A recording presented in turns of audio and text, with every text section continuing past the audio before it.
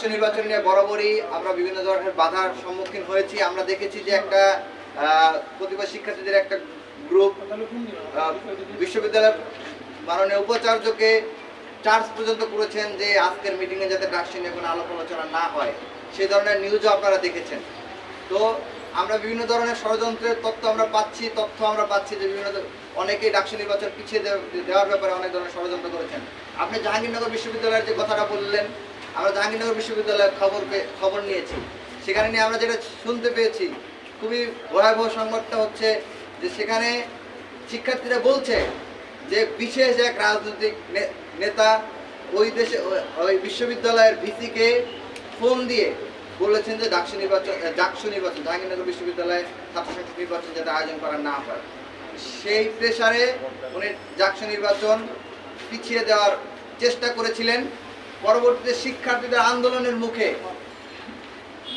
জাহাঙ্গীরনগর বিশ্ববিদ্যালয়ের প্রশাসন এই কথা দিতে বাধ্য হয়েছেন যে তারা মে মাসের মাঝামাঝিতে নির্বাচনের তফসিল ঘোষণা করবেন এবং দ্রুত জাহাঙ্গীরনগর বিশ্ববিদ্যালয়ে ছাত্র সংসদ নির্বাচন আয়োজন করবেন। ঢাকা বিশ্ববিদ্যালয়ে যদি এই ধরনের কোনো ষড়যন্ত্র করা হয়, এই ধরনের কোনো অপতৎপরতা আমরা যদি দেখি, আপনারা দেখেছেন অতীতে যেভাবে আমরা বিভিন্ন অন্যায় এবং অন্যায্য সিদ্ধান্তের বিরুদ্ধে আমরা রাজপথে নেমে এসেছিলাম, এই ক্ষেত্রে আমরা কঠোর থেকে কঠোর কর্মসূচি নিতে আমরা পিছপা হব না। আমরা ইতিমধ্যে বলেছি যে রোড ম্যাপ ঘোষণার ক্ষেত্রে যদি দেরি হয় তাহলে আমরা কিন্তু অনশন বা গণ অবস্থান কর্মসূচি বা এই ধরনের কঠোর কর্মসূচির দিকেও যেতে পারি। দেখুন, ডাকসুরিয়াটা হচ্ছে জাহাঙ্গীরনগর বিশ্ববিদ্যালয়ের শিক্ষার্থীরা ডিল করবে এবং তারা ইতিমধ্যে সংগঠিত হচ্ছে ডাকসু করবে কি করবে না। আর আমাদের ঢাকা বিশ্ববিদ্যালয়ের যেটা ডাকসু হওয়ার কথা সেটা আমরা ডিল করতেছি এবং ঢাকা বিশ্ববিদ্যালয়ের প্রত্যেকটা শিক্ষার্থী, শিক্ষক, রাজনৈতিক দল প্রত্যেকেই চাচ্ছে ডাকসু হোক। তো এখানে না হওয়ার কোনো কারণ আমরা আপাতত দেখছি না।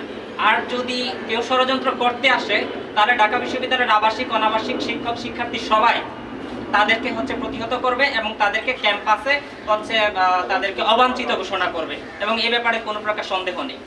আরেকটা বিষয়, রোড ম্যাপের যে বিষয়টা বললেন, যে রোড ম্যাপ দেওয়া মানে হচ্ছে যে বিশ্ববিদ্যালয় প্রশাসন ডাকসু নির্বাচনের ক্ষেত্রে কতটা প্রক্রিয়া সম্পন্ন করেছে সেটি শিক্ষার্থীদের কাছে প্রকাশ করা এবং কতদিনের মধ্যে তারা ডাকসু নির্বাচন করতে চান তার একটা টাইম ফ্রেম বেঁধে দেওয়া। তো এটা মানে হচ্ছে তারা কথা দিয়ে ফেলবেন এই রোড ম্যাপের মাধ্যমে। এর পরবর্তীতে যদি তারা রোড ম্যাপ লঙ্ঘনের চেষ্টা করেন, সেক্ষেত্রে হচ্ছে আমরা প্রতিটা পদক্ষেপে তাদেরকে আমরা প্রশ্ন করবো আপনারা কেন সময় দেওয়া এটা কেন। ইতিমধ্যে আমাদেরকে আশ্বস্ত করেছেন এবং যে ডিলেটা হচ্ছেন সেই কারণটা আমাদেরকে দেখালেন যে বিভিন্ন প্রকার নিয়মতান্ত্রিক জটিলতা আছে। তাছাড়া ডাকসু যে গঠনতন্ত্র আছে এটার ব্যাপক সংস্কার প্রয়োজন।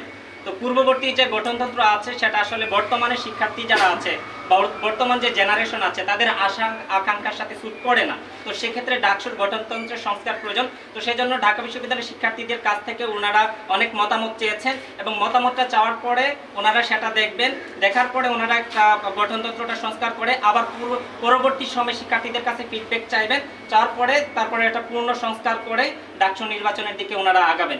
তো নিয়মতান্ত্রিক কিছু জটিলতা আছে, তবে আমরা প্রশাসনের কাছে অনুরোধ করেছি যে কোনো প্রকার নিয়মতান্ত্রিকতার জটিলতার নামে যেন কোনো প্রকার ডিলে না করা হয় এবং অতি দ্রুততার সাথে যেন সেই গঠনতন্ত্র সংস্কার বলেন, রোডম্যাপ বলেন, এই জিনিসগুলো যেন আমাদের সামনে প্রদান করে। প্রশাসন ম্যাম আমাদেরকে এইটা বলেছে যে এই মাসের মাঝামাঝি সময়ের মাঝে অর্থাৎ মিড এপ্রিলের মাঝে স্টুডেন্টদেরকে আমাদের প্রত্যেক স্টুডেন্টের নিকট আমাদের ইনস্টিটিউশনাল মেইলের মাধ্যমে যে ফিডব্যাকটা নিয়েছে সেটা এই মাসের মাঝামাঝিতে ওনারা কমপ্লিট করে আগামী মাসের শুরুতে নির্বাচন কমিশনের নিকট সকল প্রকার বিষয়াদি তারা হস্তান্তর করবেন, এটা আমাদেরকে বলেছে। অর্থাৎ মে মাসের শুরুতে আমরা যেটা দাবি রেখেছিলাম যে আগামী কোরবানিদের পরে দেশের রাজনৈতিক একটা যদি অস্থিরতা তৈরি হয় তার আগে যেন আমাদের ডাকসু ইলেকশনটা হয়ে যায়, এটা আমাদের দাবি ছিল। আমরা আমাদের দাবিটা উত্থাপন করে এসেছি। ম্যাম আমাদের আশ্বস্ত করেছে যে আগামী মে মাসের প্রথম সপ্তাহে তারা নির্বাচন কমিশনের নিকট সকল প্রকার কার্যক্রম হস্তান্তর করবে।